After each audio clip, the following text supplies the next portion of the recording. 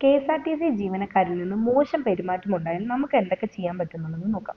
ആദ്യം തന്നെ കെ.എസ്.ആർ.ടി.സി ജീവനക്കാർ സർക്കാർ ജീവനക്കാരായതുകൊണ്ട് തന്നെ ഇവർ പബ്ലിക് സർവന്റ് വിഭാഗത്തിൽപ്പെട്ടവരാണ്.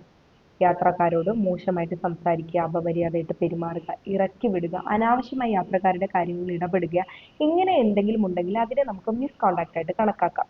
ആദ്യം തന്നെ കെ.എസ്.ആർ.ടി.സി ഡിപ്പോ അതോറിറ്റിയിൽ നമുക്ക് പരാതി കൊടുക്കുക എന്നുള്ളതാണ്.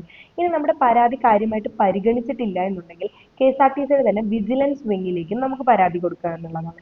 ഇനി അനാവശ്യമായിട്ട് നമ്മുടെ മേലിൽ കൈവയ്ക്കുക അങ്ങനെ എന്തെങ്കിലും ഉണ്ടായിട്ടുണ്ടെങ്കിൽ ബി.എൻ.എസ് സെക്ഷൻ 115 പ്രകാരം നമുക്കൊരു ക്രിമിനൽ കേസും കൊടുക്കാം. 1 വർഷം വരെ തടവും 10,000 രൂപ വരെ പിഴയും ലഭിക്കാമെന്നുള്ളതാണ്. അപ്പോൾ കെ.എസ്.ആർ.ടി.സിയുടെ മോശ പെരുമാറ്റം കണ്ടിട്ട് നമ്മൾ മിണ്ടാണ്ടിരിക്കേണ്ട ഒരാവശ്യവും നമുക്കില്ല. നിയമം നമ്മളെ സംരക്ഷിക്കാൻ നമ്മളോടൊപ്പം ഉണ്ടെന്ന് മനസ്സിലാക്കുക.